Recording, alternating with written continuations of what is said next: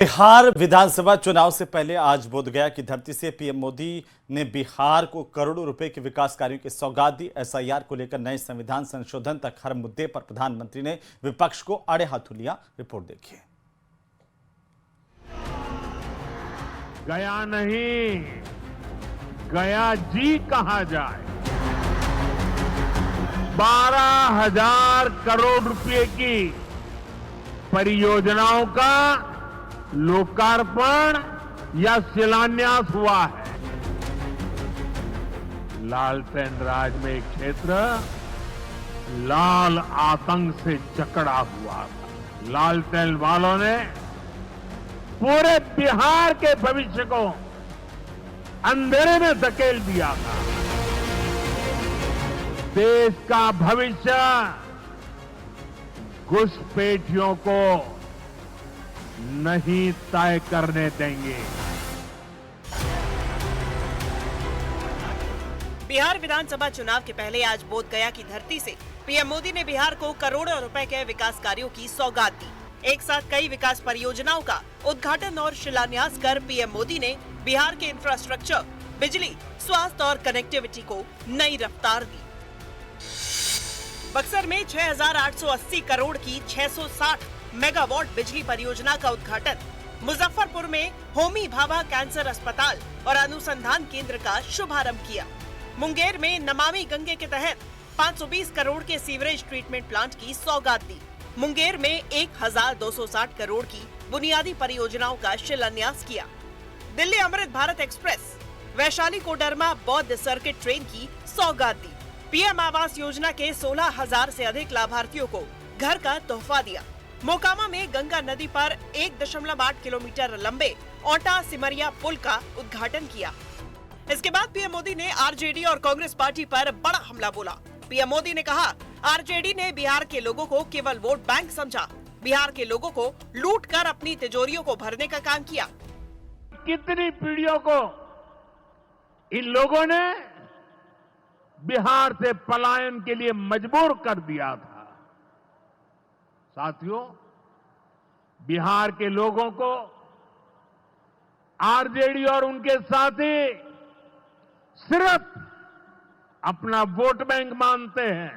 गया जी जैसे शहर लालटेन राज में अंधेरे में डूबे रहते थे। हजारों गांव ऐसे थे जहां बिजली के खंभे तक नहीं पहुंचे थे। लालटेन वालों ने पूरे बिहार के भविष्य को अंधेरे में धकेल दिया था। इसके अलावा पीएम मोदी ने नए संविधान संशोधन को लेकर भी आरजेडी और कांग्रेस समेत तमाम विपक्षी दलों को घेरा। पीएम मोदी ने जनता से सीधा सवाल किया कि क्या जेल में बैठे राजनेता या जमानत में बाहर घूम रहे लोगों को राजनीति में रहना चाहिए। पीएम मोदी ने कहा कि आज ऐसे लोग जनहित के कानूनों का विरोध कर रहे हैं। ये आरजेडी और कांग्रेस वाले कोई बेल पर बाहर है, कोई रेल के खेल में अदालत के चक्कर लगा रहा है, और जो जमानत पे बाहर घूम रहे हैं भी आज इस कानून का विरोध कर रहे हैं। जब ये कानून बन जाएगा तो प्रधानमंत्री हो या मुख्यमंत्री या फिर कोई भी मंत्री, उसे गिरफ्तारी के 30 दिन के अंदर जमानत लेनी होगी, और अगर जमानत नहीं मिली तो 31वें दिन उसे कुर्सी छोड़नी पड़ेगी। प्रधानमंत्री नरेंद्र मोदी ने वोटर लिस्ट रिवीजन के मुद्दे पर भी विपक्ष पर जमकर निशाना साधा। पीएम मोदी ने विपक्ष पर घुसपैठियों का साथ देने का आरोप लगाया। पीएम मोदी ने कहा कि वोट बैंक के लिए आरजेडी और कांग्रेस कितने भी नीचे जा सकते हैं, ये बात बिहार के लोगों को समझनी होगी। देश के भीतर बैठे घुसपैठियों के समर्थकों से भी सावधान रहिए। जान जाइए कौन घुसपैठियों के साथ खड़ा है। कांग्रेस और आरजेडी जैसे दल बिहार के लोगों का हक छीनकर घुसपैठियों को देना चाहते हैं। इस खतरे से निपटने के लिए मैंने डेमोग्राफी मिशन शुरू करने की बात कही है। बहुत जल्द ये मिशन अपना काम शुरू करेगा। हम हर घुसपैठियों को देश से बाहर करके ही रहेंगे। कुल मिलाकर आज बिहार की धरती से प्रधानमंत्री नरेंद्र मोदी ने विधानसभा चुनाव की टोन सेट कर दी है। विकास की सौगात के साथ साथ विपक्ष पर करारा हमला कर पीएम ने चुनावी बिगुल फूंक दिया है।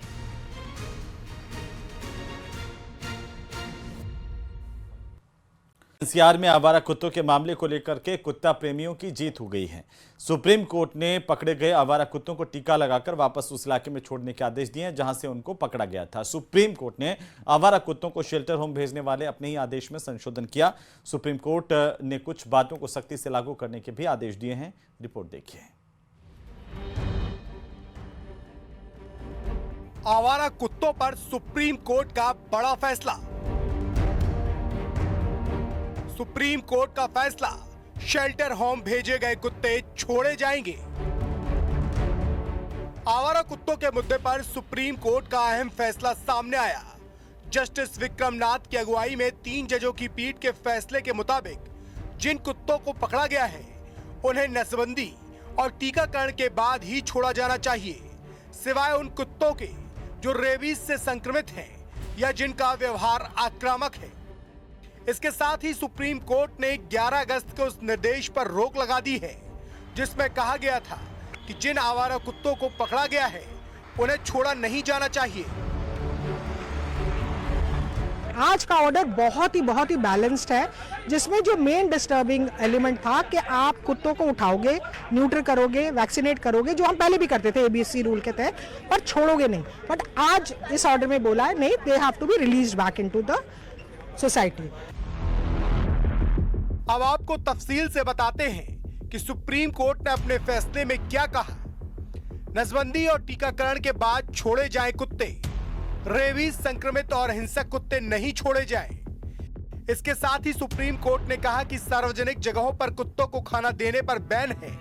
निर्धारित जगहों पर कुत्तों को खाना खिलाया जाए, इसके लिए नगर निगम से जगह बनाने को कहा गया है। आवारा कुत्तों के लिए सुप्रीम कोर्ट के इस फैसले के बाद डॉग लवर्स काफी खुश दिखाई दी।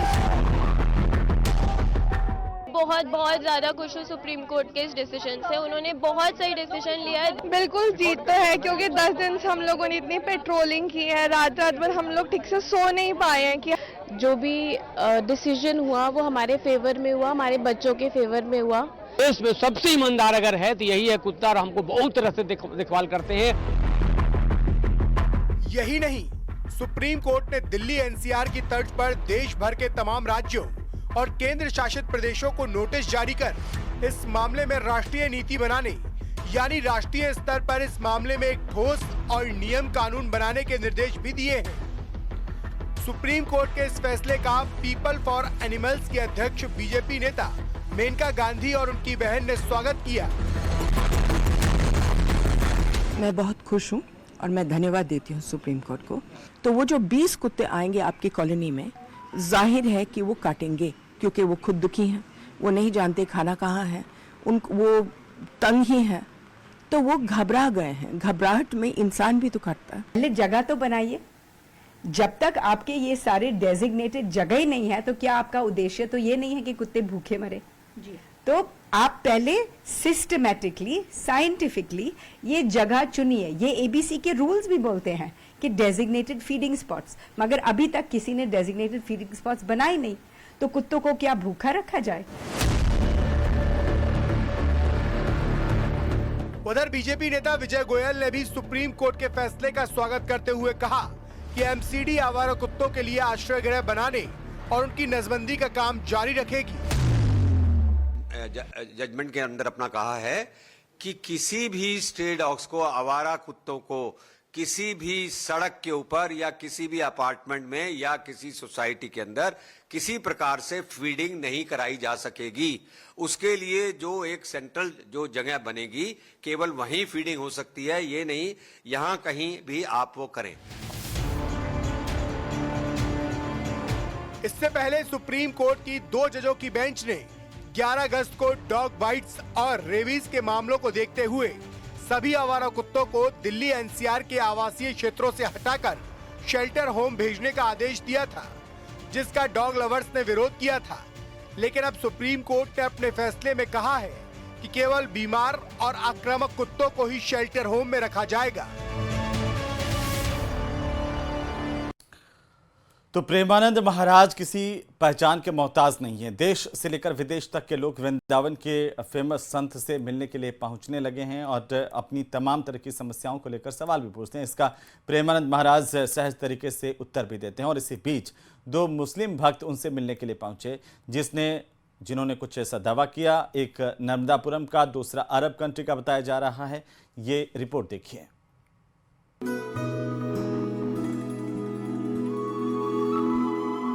मुस्लिम युवक की अनूठी पहल।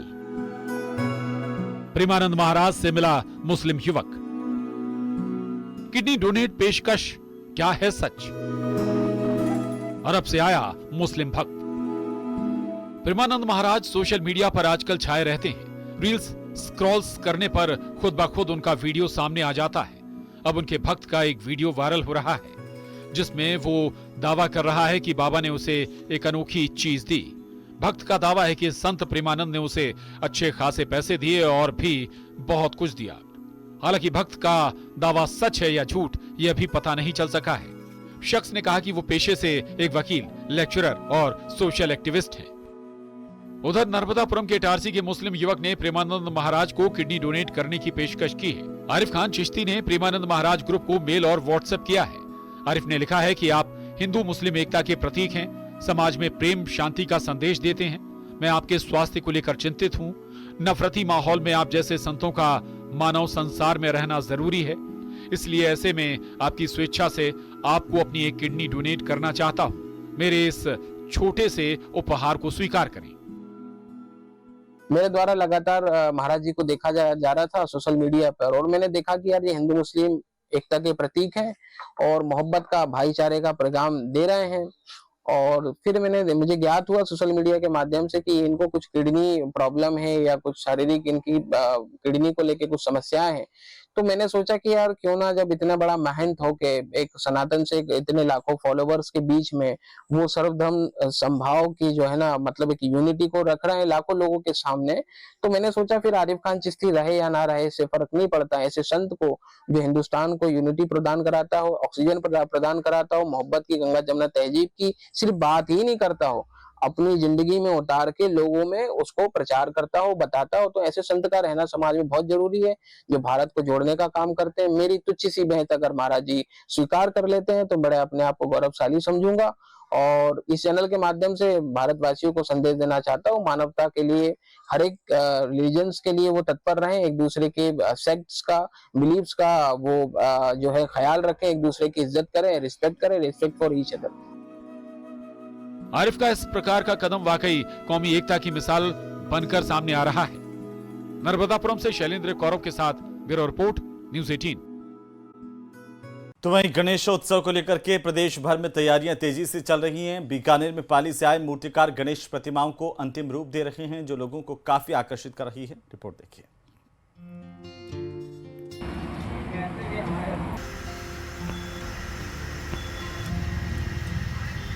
बीकानेर शहर के अलग अलग क्षेत्रों में गणपति की मूर्तियां तैयार की जा रही हैं। मूर्तिकार दिन रात पप्पा की प्रतिमाएं बना रहे हैं। इसी कड़ी में पाली से आए कलाकार सड़क किनारे टेंट में 2 फीट से लेकर 16 फीट तक की मूर्तियों को तैयार कर रहे हैं, जिनमें ब्रश से आस्था के रंग भरे जा रहे हैं। कलाकार नीमा राम ने बताया कि इस बार लाल रंग की गणेश प्रतिमा लोगों को ज्यादा पसंद आ रही है। उन्होंने जो मूर्तियां तैयार की हैं, उनके रेट 200 रुपए से लेकर 16,000 तक हैं। हम हर क्वालिटी की बनाई है सर। ग्राहक मांगते हैं कि हमारे इस टून की चाहिए, इस टून की चाहिए, हाथ में लड्डू वाला गणपति चाहिए और लाल क्वालिटी का चाहिए और मोतिया कलर का चाहिए। सब क्वालिटी की हमने बनाई है। 11 फुट की भी है और 16 फुट की भी है। इस बार लोगों में भी प्रतिमाओं को लेकर ज्यादा उत्साह नजर आ रहा है। हर साल की तरह मैं गणेश जी बैठाती हूँ। 10 दिन का होता है तो मैं 10 दिन पूरा बैठाती हूँ, उनकी पूजा करते हैं। और यहाँ पे बहुत अच्छे तरह तरह के गणेश जी बनाए गए हैं, तो मैंने लाल रंग के गणेश जी पसंद किए हैं। कलाकारों को उम्मीद है कि इस बार उनकी अच्छी बिक्री होगी। न्यूज़ 18 राजस्थान के लिए विक्रम जगारावल की रिपोर्ट। तो वहीं रामदेवरा मेला निःशुल्क नेत्र महाकुंभ 2025 उम्मीद की नई किरण लेकर के आया है, जहां पर रोजाना बड़ी संख्या में लोग पहुंच रहे हैं, इसका लाभ उठा रहे हैं। ये खास रिपोर्ट देखिए। रामदेवरा मेले में पहली बार श्रद्धालुओं को सिर्फ आस्था ही नहीं बल्कि दृष्टि का भी उजाला मिल रहा है। हजारों लोग जो अब धुंधली निगाहों से जिंदगी देख रहे थे, उनके लिए रामदेवरा मेले में चल रहे निःशुल्क नेत्र महाकुंभ 2025 उम्मीद की नई किरण लेकर आया है। यहाँ रोजाना बड़ी संख्या में लोग पहुंचकर इसका लाभ ले रहे। इस दौरान यहाँ एक ऐसा दृश्य देखने को मिला जिसने हर किसी को भावुक कर दिया। दरअसल जयपुर निवासी बुजुर्ग महिला मनफूली देवी अपने आराध्य लड्डू गोपाल को भी आंखों की जाँच के लिए लेकर पहुंची। उन्होंने बकायदा रजिस्ट्रेशन करवाकर लड्डू गोपाल की आंखों की जांच करवाई। रजिस्ट्रेशन फॉर्म में नाम लड्डू गोपाल जी, जन्मतिथि जन्माष्टमी और पता जगन्नाथ मंदिर लिखवाया। नेत्र जांच के दौरान मनफूली देवी ने बताया कि भक्त अपने इष्ट देव को जीवित मानते हैं और उनकी सेवा को जीवन का हिस्सा बनाते हैं। सुबह जगाना, भोजन कराना, रात को सुलाना, ये सब उनकी दिनचर्या का हिस्सा है। इसी भाव से उन्होंने भगवान को भी स्वास्थ्य लाभ दिलाने की नियत से जाँच करवाई। बाबा के मेले में और ख़ास तौर से हमारे नेत्र कुंभ में आने वाले भक्तों की संख्या शुरू में उतनी नहीं थी, लेकिन अभी तेज़ी से बढ़ रही है, तो हमको लगता है कि हम लक्ष्य के काफ़ी नज़दीक पहुंच जाएंगे। शिविर में मौजूद लोगों के लिए ये क्षण बेहद अद्भुत रहा। आपको बता दें कि नेत्र महाकुंभ में 1 अगस्त से 20 अगस्त तक 43,456 श्रद्धालुओं ने रजिस्ट्रेशन कराया, जिनमें से 42,501 की नेत्र जांच की जा चुकी है। जांच के बाद अब तक 36,012 लोगों को निःशुल्क चश्मे वितरित किए गए। वहीं 33,512 मरीजों को निःशुल्क दवाइयां उपलब्ध करवाई गई। और चलिए इसी के साथ ही देश प्रदेश में अभी के लिए फिलहाल इतना ही। आप देखते रहिए न्यूज़ 18 राजस्थान। नमस्कार।